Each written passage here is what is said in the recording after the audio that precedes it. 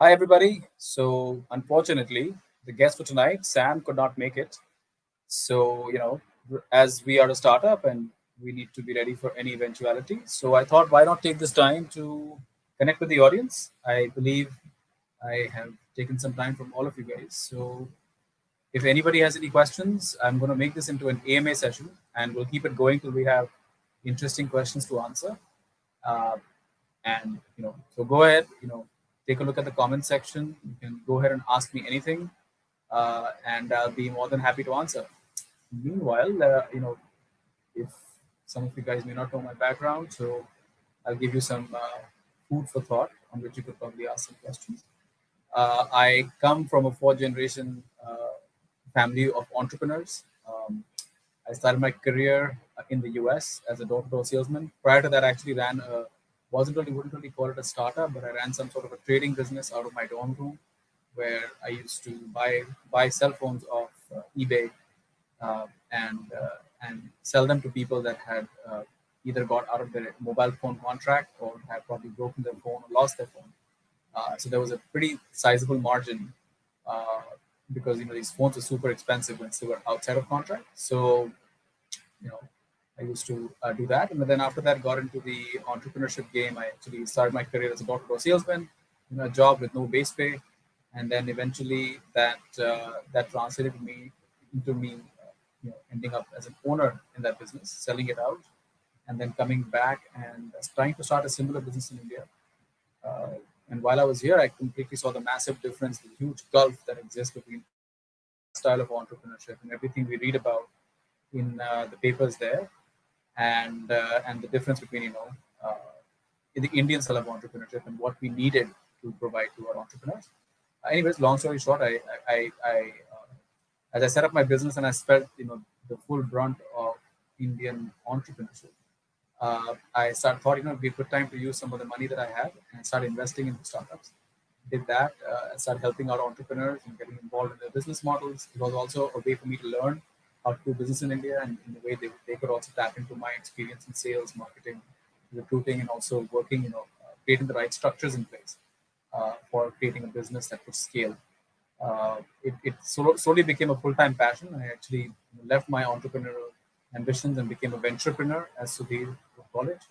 And about 2 years ago, institutionalized that into a fund. So as a fund now, we invest in what I would call the late seed stage, which is we don't invest in ideas, we don't invest in presentation stage or idea stage startup. We look for startups that have early revenues, what I like to call validated learning, uh, and we utilize that data to start to understand the business model, take a put an investment in the company, and then help them grow. And as they grow, one of the key differentiators or one of the things we provide along the way is that we keep doubling up the check size in every follow-on round. So if you're a company that has been with us for 3.5, 4 years, you're doing well, you probably end up getting the maximum amount to invest, which is roughly about $2 million or 15 crore rupees over three rounds. So that's it. I think that gives you a pretty good idea of some questions to ask me. I would prefer if the questions were not about will you fund my startup and what it takes to fundraise. I think that has been answered. You could probably ask me a lot more questions about, entrepreneurship in general. You could talk about what happens after funding. I think that's a very, very key uh, thing to happen. And I think there's already some good questions coming by. So Vedant, you've asked a question that the best way to get product market fit. Now it's a very generic question, to be honest, but what I would say, the best way to figure out product market fit is if 40% of your customer base, right, comes and says that without your product, right, without your product, and if their product don't exist, their lives would be significantly impacted, or they would really miss your product. I think that's a good mark of you achieving product market fit. There are many good ways to do it. And I can tell you that one of the best ways to do it is actually to charge people for your product. Even if you're testing, even if you're market sizing, or you're just trying to figure things out, charge people, right? Make them pay a price. And again, when I say price, I'm not just saying money wise, but you need to figure out what price you're gonna make them pay. Usually, the easiest way is to charge them something. And if you do charge them something, they will then have to extract value out of it, which is beyond the price they've paid, right? And as long as you're able to give them value, the customers will come back, will give you feedback. When you give something for free, it's very difficult to ask for feedback because it's difficult for a customer to really gauge how much they value something when they haven't paid anything for it, right? So unless it's like if you got a free Mercedes, right? It's a great car, but you don't really know the value of the car till I told you, this car is worth 50 lakh rupees, and now you're thinking, okay, do I find value that is beyond 50 lakh rupees worth of money that I have to pay for this car today, right? So it may be a great value for a free car, right? But it may not be great value at 50 lakhs. So how do you decide? And if you're not going to test your customer and figure out what price they're willing to pay, I think it really hurts you when you're trying to figure out product market fit. So many ways to do it. One way to do it is charge your customer, figure out if they're willing to pay that price, whether it is whether it is in real money term, which is the easiest way, or if there's another way you can make them pay, right? Again, to be seen. I think. Let's see. So Muthu, I'll take your question not because you're asking for money, but more like how do we approach a VC? So first of all, I would strongly encourage you that try not to approach a VC through cold emails, right? Very few VCs actually respond to cold emails because there's so many of them coming through. It's very difficult to sift through all that deluge that comes in, right?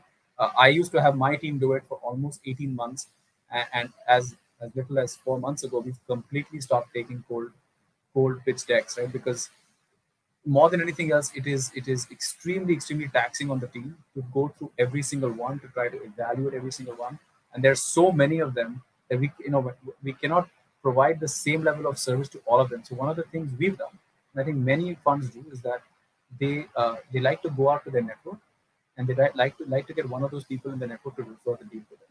So one of the best ways is to figure out, go to the fund's website, figure out their portfolio companies, reach out to the founders that are in their portfolio companies, and ask them to refer you to the VC, right? And in 99%, I mean, I would say almost 100% of the VC funds, if a founder refers a deal to them, right? I think that I mean, it is like a first class seat, right? To the head of the to the head of the front of the plane, right? And so at least with us, we've got a list of founders. You can go to artha.ventures/portfolio, artha.vc/portfolio, or just go to the website and you can navigate to the portfolio page. You'll see all our founders. Everything's over there. Just go and talk to any one of them. Convince one of them. There's 75 companies on average, 2 founders per company.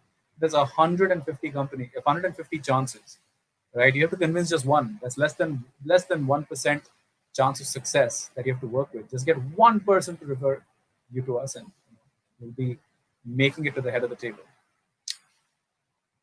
What quality? So let's see. Pallavi's question: what qualities do you see in an investor while investing in any startup?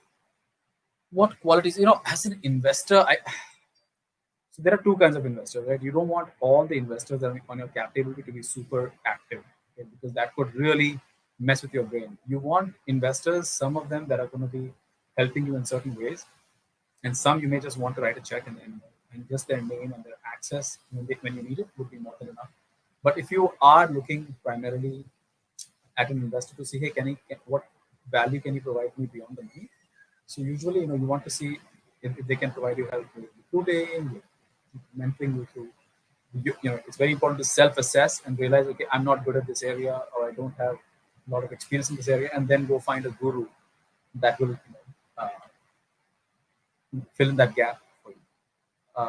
So that's probably the best way to go beyond money. But again, it's a very difficult play. You don't want too many people advising you, because too much advice, too much analysis can lead to paralysis, as they say. So don't get too much advice. It can work against you. Let's see. Guys, I'm really not going to answer questions about where we invest. I think that's an overdone question.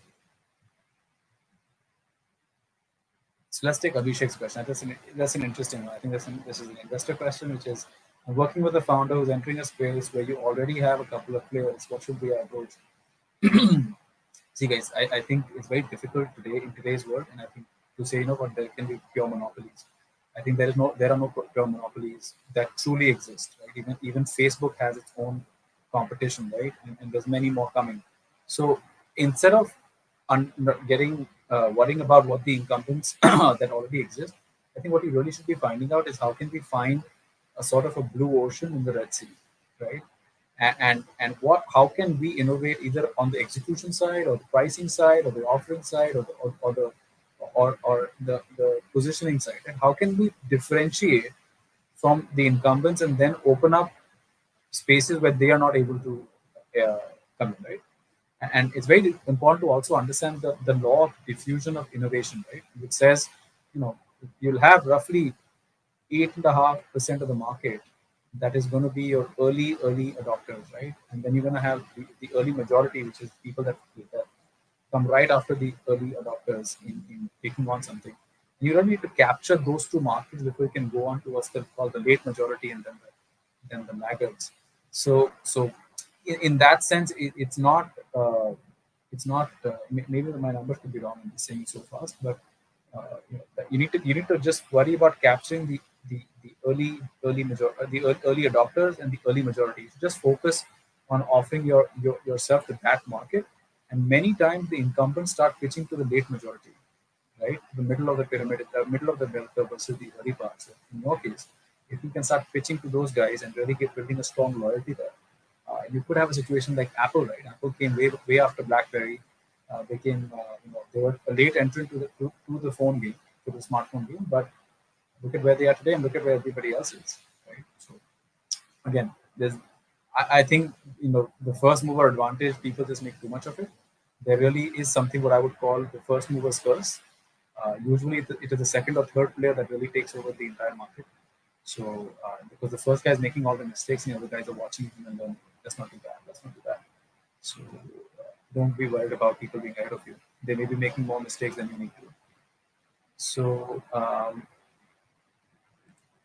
Daniel, good question. Yeah, I think there's many things. I mean, I honestly believe that impact investing should not be equated with charity. So usually, my impact investing style is to look at a business and say, okay, I'm willing to take a much lower return. In many cases, I'm just happy getting my capital back, as long as the net value to society is a positive by me doing that. What's interestingly happened in most of our businesses where we've done that, I mean, Tala being a very it's a popular impact investment that I made, literally with the thought of impact investing. It's a, micro lender giving money to the unbanked, money to the people outside the credit scores, and literally bottom of pyramid. And now it's gone on to become it's nearly a unicorn. I'm sure it'll be a unicorn very soon. And it just was an impact investment that scaled and became as big as it is today. So you never know. You never know. You think something is going to be impact, and suddenly they're generating 70-80% IRR in your portfolio. So you never know. Sorry, Abhishek, just saw your thing. I'm not sure if it's echoing. I do have my AirPods on, but if it's still echoing, please do let me know, guys. Uh, let's see. We've got. So let's take Mohammad Amir Jamal's question. He says, "Hey Anirudh, glad to catch you online. I wanted to ask you if it's really important to have a tech co-founder from the very first round of funding, or can one hire a VP of tech, promote him later as a tech co-founder, or someone new later on, whatever may be the best fit. However, VCs won't talk to you if you don't have a tech co-founder, due to which startups end up with a poor team." So, Mohammed, here's the thing. Okay, if your business requires tech, right, and it is built on a tech platform, you really need the tech portion. It's a very critical portion. If you don't have a tech co-founder, you're outsourcing it, I would be very concerned. It's like saying, if you're opening up a restaurant that is supposed to serve this amazing food, which is very unique, and then you're saying there's no chef, right? Or you're saying, what, we're gonna go and buy buy prepackaged food. Let's say it's Ethiopian food, right? It's very unique to make. Saying I'm going to go buy prepackaged Ethiopian food, and then I'm going to bring it here, and I'm going to heat it, and I'm going to feed the audience.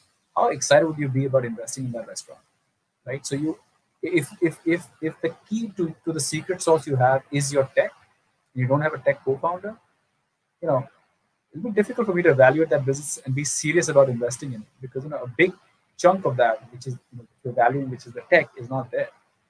So difficult to invest in businesses if tech is very critical and you don't have a tech to founder. Let's see. I think we've got a bunch of questions, guys. Thanks a lot. Keep this going.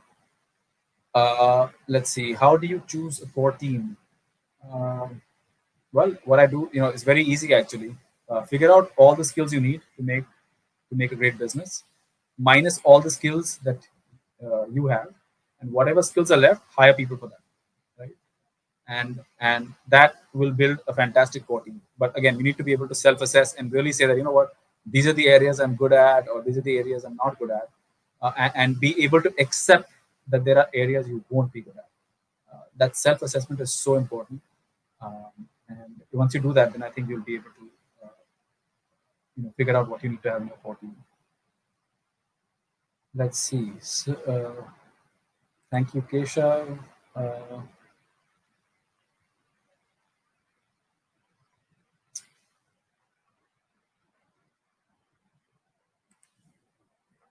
So Jayesh, I think why do we keep investing? Because I think every big company, so so as the companies get bigger, their ability to innovate and to be able to cater to market demand or market changes becomes slow, right? Because as you get bigger and you got, let's say you start off as a company with 2 people, and it becomes 20 people, and it becomes 200 people. As the number of people increases, the speed of decision making keeps on slowing down, right? Because now you've got to, if you have 200 people, right? Think about it. You have to decide something at the core level, and then be able to disseminate that information over 200 people, and then be able to get those 200 people to perform. Now, as you would realize that if you have a car, it's much easier to push it when there's nobody inside the car. As you keep adding more and more people, it becomes more and more difficult to get that car moving. Right? It's the same thing. Many times, what we see as VCs is that the large companies sometimes are asleep. Not in sense that they're not paying attention. It's just that there is so much to do, and they have already got so much baggage of the size that they're at. It becomes difficult for them to innovate and be close to what the consumer or what the customer really wants. And sometimes these smaller companies quickly come in, cater that demand, and take away everything. Right? I mean, Oyo is a great example of that. I mean, as a small company, they came in, they quickly innovated, they figured out where the gap in the market was, and then they went and dominated a space that nobody else had thought about. Right? I mean, Ginger sort of did that, which was Tata's brand, but nobody actually thought, how do you standardize this two-star space? And I think, and then suddenly, in 6.5 years, Oyo by itself was worth more in valuation than all the listed hotels and restaurants in terms of market cap. All of them combined were worth less than Oyo's valuation. So sometimes, you could be a company which is 130 years old, but that 130-year-old legacy can also work against you. Mm, let's see. Let's see. So, Bharat, let's take your question. You said that thank you for being a loyal reader. To enter the VC space, so a lot of my team has written about this. I've written about this. Best way to enter the VC space is try to get an internship. Because remember, for however noise the VC space makes, and the fact that we now fill up maybe 2 or 3 pages in a newspaper, there's roughly about 400 odd funds in India. Each one of them would have, on average, 10 employees. So we've got 4,000 people working in VCs. It's not a lot of people. So you need to crack that industry by probably starting out on the bottom, get in an internship, somehow get in, right? Anywhere, get in into the industry, and then with your performance, build yourself into micro brand. Write about things you're learning, and you'll get a lot of people that will start following you. It's a very small, cohesive kind of an industry, and very soon you'll get picked up, right? And we have a great internship program, by the way. So if you're looking for something, I would suggest you just write an email to careers@artha.group, or you can even message me personally on LinkedIn, and we'll get Akshay from our team to reach out to you and talk to you about our internship program, which eventually can lead to a position as an analyst. Uh, Again, I'm avoiding any questions that are about you know, investing, about like, investing my startup kind of stuff, right? So Is any money a good money in early rounds? Do founders need to learn? Okay, so there are two ways to think about it, right? If you really need the money, and it's not going, business is not going to operate unless you raise money, then trust me, any money is good money.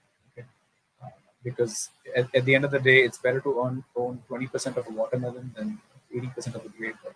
Or, and at the end of the day, 90% of zero is still zero, right? So if you need the money and nobody else is funding you, and somebody is willing to put in money, and if he's asking for 20% stake, and there is no option you have, I mean, you've tried everything, you've even tried pre-selling to customers, right? There's a great way to raise money is pre-sell inventory to customers. Promise them steep discounts, saying that listen, just this money will go towards obviously building the product out. Many ways to get that done, but if you've exhausted all resources, there's nothing you can do. There's no other way you can raise capital. Customer capital won't work. You know what? Any money is good money.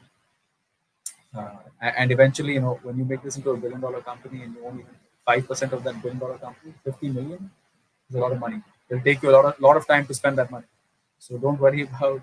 Uh, Make sure you make a big business. Don't worry about how much you own of it. If you make a big business, and even if you own 10% or 5% of it, that's big money.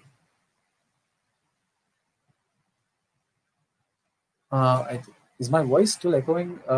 Shravan, is it echoing for you? Maybe you could. It isn't echoing for me somehow. Uh,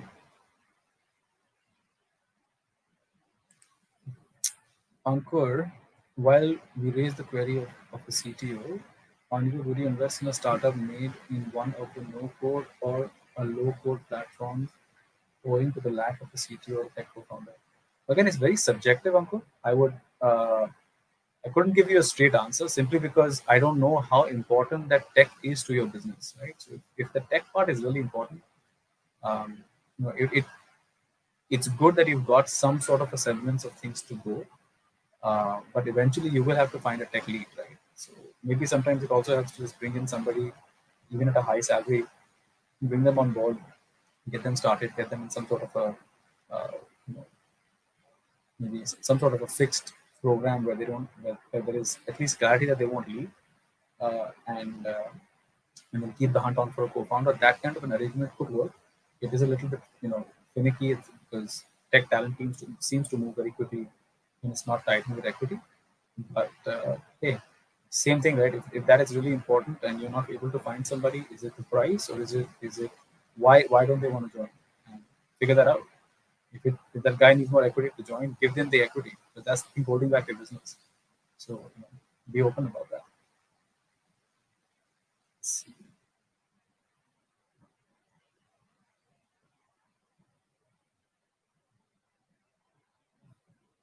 Let's see. I will have how would it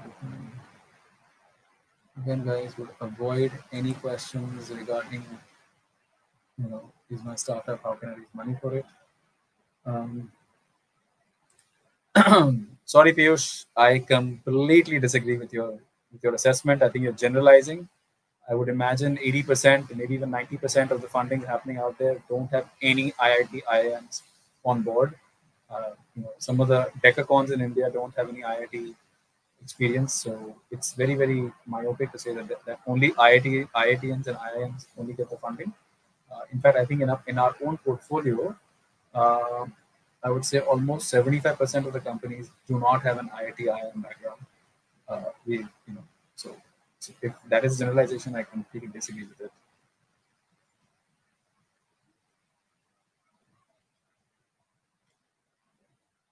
So let's see, Jayesh, do you think personalization of user experience on a website is still an untapped space?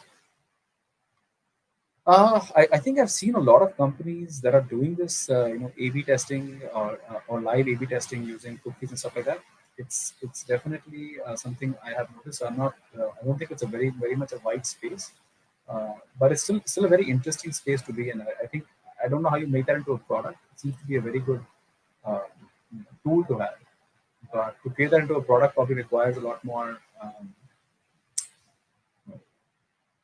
thinking beyond just personalization at the website level, right? So I leave it there.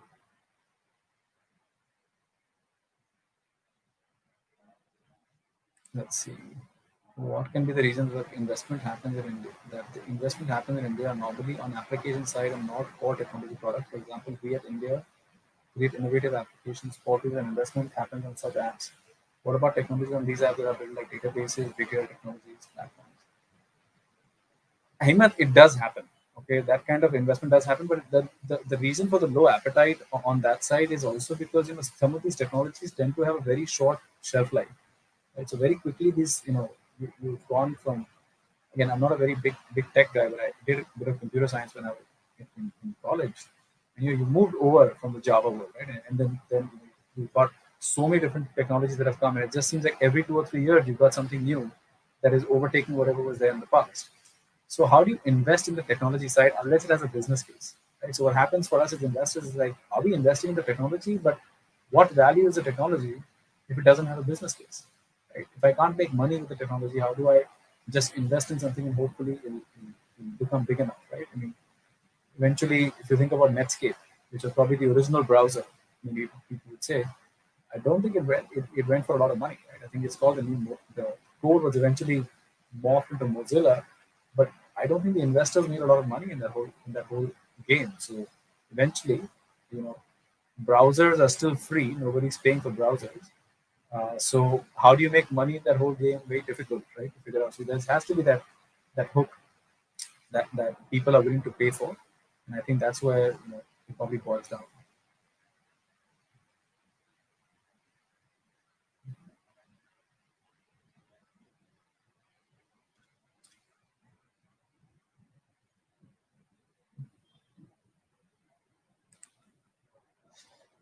Uh, Divya, I think good question. I honestly don't know. I think hardware, the better way to do it is can you build a very uh, not a good looking but just a decent prototype of what you want to create, and hopefully you get some early customers with that prototype that are willing to pay in advance towards it, and all those things are sort of go into deciding uh, for VC whether to enter or not. So like Indiegogo type platform that you create an explainer video, you show the product, maybe a prototype of it, and then you get a lot of pre-orders in place, and that sort of becomes your initial funding. Sometimes some of these platforms give you the money, some of them don't give you the money. But then you at least know the money is there, and then you can use that validated learning that people are looking for this product to generate orders and to even generate some VC investment. Uh, but again, it is difficult for on the hardware side because you have to keep innovating and keep coming up with newer and newer versions as you go along. So it can get. So, guys, I think that is the last of the questions. I'll probably just keep it on for another couple of minutes. If there's any further questions, again, uh, sorry guys, I'm just skipping the questions where the whole gist is to figure out whether your idea is worth funding or not. So, if you're looking for that, again, I've already explained. Best way, just go figure out the founders where we have invested, go talk to them, pitch to them, ask them for an introduction to us, and they know us well. They know us very well. Our founders know exactly what we're interested in investing in, and they will guide you very well. So do reach out to them.